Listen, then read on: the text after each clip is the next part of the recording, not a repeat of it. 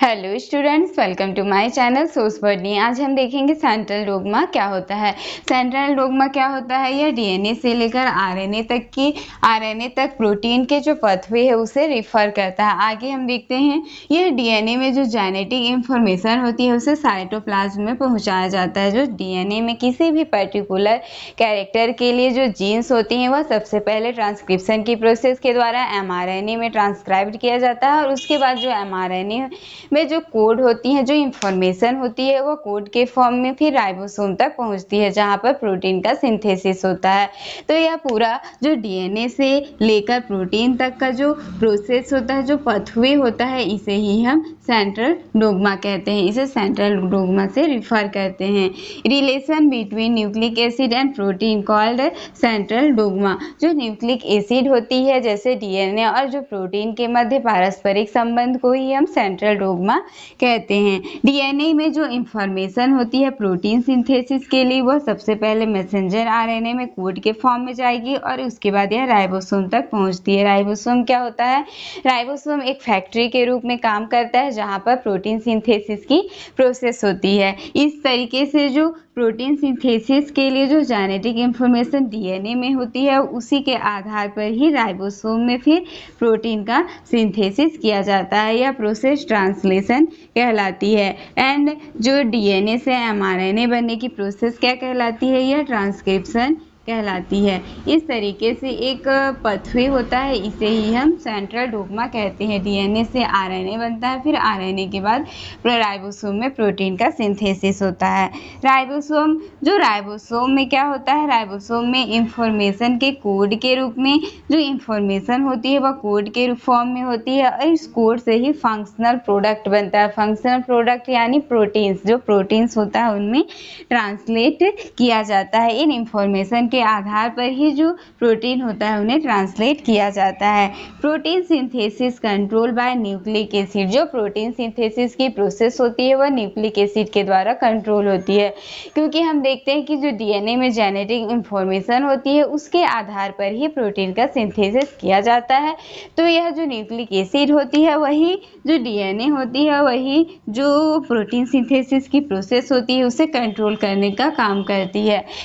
इसमें हम देखते हैं कि जो सेंट्रल डोग्मा जो होता है उसे हम प्रोटीन सिंथेसिस नहीं कह सकते, क्योंकि यह मात्र एक डीएनए से लेकर आरएनए और आरएनए से लेकर प्रोटीन तक के एक पाथवे को रिफर करता है। जबकि प्रोटीन सिंथेसिस की प्रोसेस में पूरी जो प्रोटीन का सिंथेसिस कैसे होता है यह सब प्रोसेस होती है। तो हम देखते हैं कि जो सेंट्रल डोग्मा में ट्रांसक्रिप्शन की भी होती है एंड ट्रांसलेशन, दोनों प्रोसेस से होती है। तो ट्रांसलेशन प्रोटीन सिंथेसिस में हम देखेंगे कि जो केवल ट्रांसलेशन होता है वही सेंट्रल डोग्मा में होगा। तो जो ट्रांसक्रिप्शन है वह प्रोटीन सिंथेसिस में नहीं होगा। तो हम देखते हैं कि जो सेंट्रल डोग्मा होता है वह प्रोटीन सिंथेसिस जो प्रोसेस होती है उससे रिलेटेड होती है, लेकिन यह जो प्रोटीन सिंथेसिस की प्रोसेस होती है उससे अलग होती है। यह केवल जो डीएनए से आरएनए एंड आरएनए से जो प्रोटीन्स बनती है उनके एक तरीके से उनके जो पाथवे होता है उन्हें ही यह सेंट्रल डोग्मा रिफर करती है। इसे ही हम सेंट्रल डोग्मा कहते हैं। हम देखते हैं कि जो सेंट्रल डोग्मा होता है उसका डेफिनेशन क्या है। सेंट्रल डोग्मा वह प्रोसेस होती है जिनमें फंक्शनल प्रोडक्ट यानी प्रोटीन्स बनाने के लिए जो जेनेटिक इंफॉर्मेशन होती है उसका फ्लो डीएनए से आरएनए में होता है। यह फ्लो ही सेंट्रल डोग्मा कहलाती है। इनमें जो जेनेटिक इंफॉर्मेशन होती है वह सबसे पहले डीएनए में, फिर एमआरएनए जो होती है उसके द्वारा, मैसेंजर आरएनए के द्वारा फिर यह राइबोसोम तक पहुंचाई जाती है, जहां पर यह जो जेनेटिक इंफॉर्मेशन होती है उसके आधार पर ही फंक्शनल प्रोडक्ट जो प्रोटीन्स होता है वह बनता है। तो हम कह सकते हैं सेंट्रल डोग्मा वह प्रोसेस होती है जिसके द्वारा जो फंक्शनल प्रोडक्ट जो प्रोटीन्स बनने के लिए जो जेनेटिक इंफॉर्मेशन होती है वह डीएनए से आरएनए में फ्लो करती है। यह फ्लो ही सेंट्रल डोग्मा कहलाता है।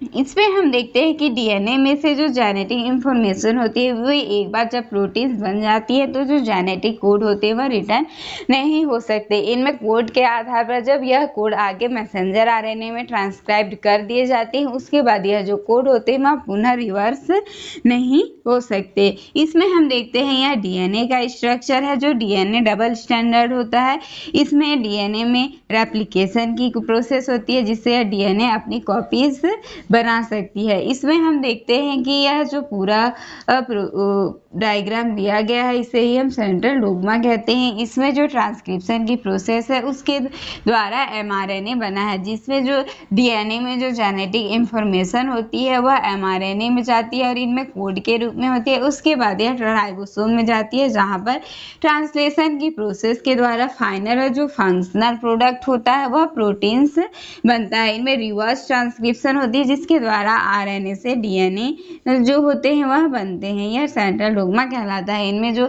जेनेटिक इंफॉर्मेशन का फ्लो है वह डीएनए से आरएनए में गया और आरएनए के बाद प्रोटीन्स में पहुंचता है। यह फ्लो ही सेंट्रल डोग्मा कहलाता है।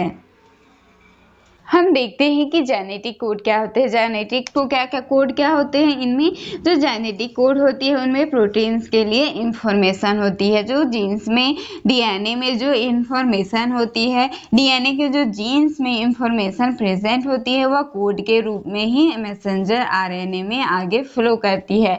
तो जो जेनेटिक कोड होते हैं यह जेनेटिक कोड ही प्रोटीन इंफॉर्मेशन होती है जो कि 3 न्यूक्लियोटाइड और 4 नाइट्रोजनी बेसेस से मिलकर बने हुए होते हैं। प्रत्येक जो जेनेटिक कोड होता है वह 3 न्यूक्लियोटाइड एंड 4 नाइट्रोजनी जो बेसेस है उनसे मिलकर बना होता है। इस तरीके से यह एक ट्रिपलेट कोडॉन बनाता है और जो ट्रिपलेट कोडॉन्स होता है वह एक एमिनो एसिड को कोड करता है। जो ट्रिपलेट जो कोडॉन्स होते हैं वह एक कोडॉन एक ही एमिनो एसिड को कोड करता है। हम देखते हैं कि जो 20 एमिनो एसिड्स होती हैं वह नेचुरली रूप से प्रेजेंट होती हैं और जो कोडॉन्स होता है वह स्पेसिफिक एमिनो एसिड को ही कोड करता है। और जो कोडॉन्स होती हैं इनके आधार पर ही जो ट्रांसफर आरएनए होता है इसे रीड करता है और जो साइटोप्लाज्म में जो एमिनो एसिड्स होते हैं उन्हें लेकर आता है। यह सारी प्रोसेस ट्रांसलेशन में होती है जिनमें कोडॉन्स के आधार पर ही जो स्पेसिफिक एमिनो एसिड्स होता है वही आकर ऐड होते हैं और फिर उसके द्वारा जो पॉलीपेप्टाइड चेन होती है इस तरीके से बनती जाती है। इसमें हम देखते हैं कि जो जेनेटिक कोड होती है इनमें स्टार्ट कोडॉन्स होते हैं एंड सेकंड होता है स्टॉप कोडॉन। जो स्टार्ट कोडॉन्स होती हैं वह प्रोसेस को स्टार्ट करने का काम करती हैं और जो स्टॉप कोडॉन्स होती हैं वह टर्मिनेट करने का काम करती है। यह टर्मिनेशन का काम करती है जिससे जो प्रोसेस होती है वह रुक जाती है। इसके लिए भी इनमें कोडॉन्स प्रेजेंट होती है जिन्हें हम स्टॉप कोडॉन्स कहते हैं, स्टार्ट कोडॉन्स कहते हैं।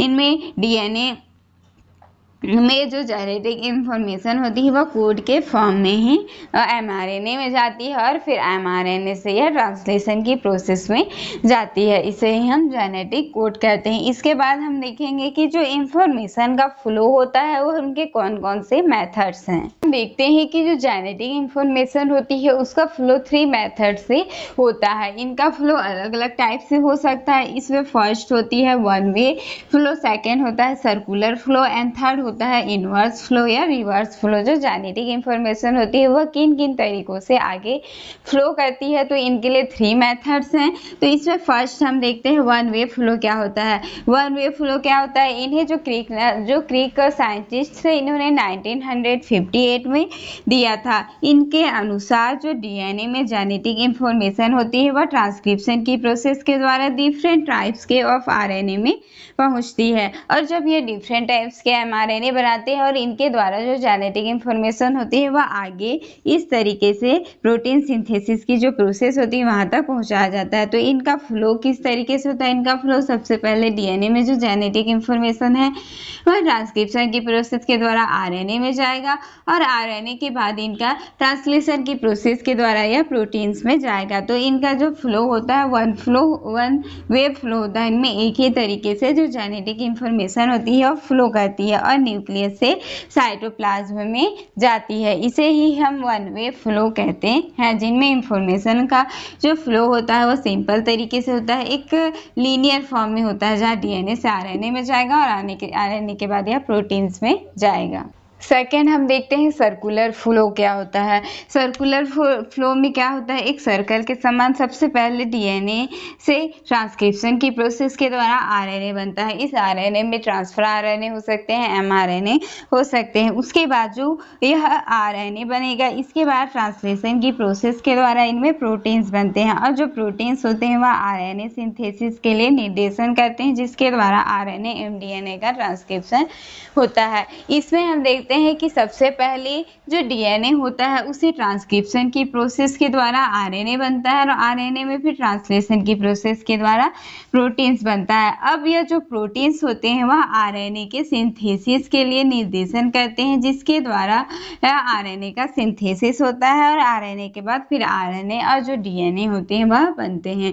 इस तरीके से एक यह सर्कुलर जो फ्लो होता है इंफॉर्मेशन का, जेनेटिक इंफॉर्मेशन जो होती है उनका सर्कुलर फ्लो होता है, इसलिए इसे हम सर्कुलर फ्लो कहते हैं। इस मेथड के द्वारा जो जेनेटिक इंफॉर्मेशन होती है वह फ्लो करती है। इसके बाद थर्ड होता है इनवर्स फ्लो होता है। इनवर्स फ्लोस को देखते हैं कि इनमें जो टैमिन जो साइंटिस्ट थे, इन्होंने 1970 में यह बताया कि जो डीएनए डिपेंडेंट जो डीएनए पॉलीमरेज एंजाइम होती है उनकी खोज की। इन्होंने ही जो डीएनए पॉलीमरेज एंजाइम होती है जो आरएनए डिपेंडेंट होती है उस एंजाइम की खोज की और इन्होंने यह बताया कि जो डीएनए पॉलीमरेज एंजाइम होता है उसके द्वारा आरएनए से फिर डीएनए का सिंथेसिस होता है। तो इसे हम रिवर्स फ्लो कहते हैं। इनमें जो जेनेटिक इंफॉर्मेशन होती है उनका इनवर्स या रिवर्स फ्लो होता है, जिसके द्वारा आरएनए से फिर डीएनए का सिंथेसिस होता है। यह किस एंजाइम के द्वारा होता है, यह डीएनए जो पॉलीमरेज एंजाइम होते हैं उनके द्वारा होता है। इसमें हम देखते हैं यह डीएनए है जिनमें ट्रांसक्रिप्शन की प्रोसेस के द्वारा आरएनए बनता है और आरएनए से ट्रांसलेशन की प्रोसेस के द्वारा प्रोटीन बनता है। तो हम देखते हैं कि जो रिवर्स ट्रांसक्रिप्शन में क्या होता है, इसमें रिवर्स ट्रांसक्रिप्शन में जो आरएनए डिपेंडेंट जो आरएनए पॉलीमरेज एंजाइम होता है उसके द्वारा आरएनए से फिर डीएनए का सिंथेसिस होता है। यह प्रोसेस जो होती है वह इनवर्स फ्लो कहलाती है, इनमें रिवर्स ट्रांसक्रिप्शन कहलाती है और यह जो फ्लो है वह इनवर्स फ्लो या रिवर्स फ्लो कहते हैं। इसे हम जो जेनेटिक इंफॉर्मेशन होती है उनका रिवर्स फ्लो होता है। इस तरीके से हमने देखा कि इनमें 3 मेथड्स होती हैं इंफॉर्मेशन फ्लो की। फर्स्ट होता है वन वे फ्लो, सेकेंड होता है सर्कुलर फ्लो एंड थर्ड होता है इनवर्स फ्लो, जिनमें फिर आरएनए से डीएनए का सिंथेसिस होता है। हम देखते हैं कि जो इनवर्स फ्लो होता है और जो रिवर्स फ्लो होता है यह केवल वायरसेस में पाया जाता है। यह जो प्रोसेस होती है वह वायरसेस में होती है। जो अमेरिका के प्रसिद्ध साइंटिस्ट थे जो एच टैमिन एंड डी बाल्टीमोर जो थे, इन्होंने जो ट्यूमर वायरसेस थे उनमें सबसे पहले जो आरएनए टेम्पलेट से उसे आरएनए टेम्पलेट से फिर डीएनए सिंथेसिस का वर्णन किया था। इन जो साइंटिस्ट थे इन्होंने ही सबसे पहले ट्यूमर वायरसेस में जो आरएनए टेम्पलेट्स होती हैं उनसे डीएनए सिंथेसिस का वर्णन किया था, जो कि कैंसर होती है उनमें जो कैंसर की रिसर्च होती है उनमें महत्वपूर्ण योगदान दिया था। इनके द्वारा ही जो आरएनए से डीएनए सिंथेसिस जो प्रोसेस है उसे वायरस में देखा गया था, जो ट्यूमर वायरसेस होते हैं उनमें। इस तरीके से हम देखते हैं कि इनमें जो इनवर्स फ्लो या रिवर्स फ्लो की जो प्रोसेस होती है वह वायरसेस में होती है। आई होप यह वीडियो आपको अच्छी लगी हो तो प्लीज़ मेरे चैनल को सब्सक्राइब कर दीजिएगा। इसके अलावा आप हमारे टेलीग्राम चैनल से को भी ज्वाइन कर सकते हैं, इसका लिंक डिस्क्रिप्शन में दिया हुआ है।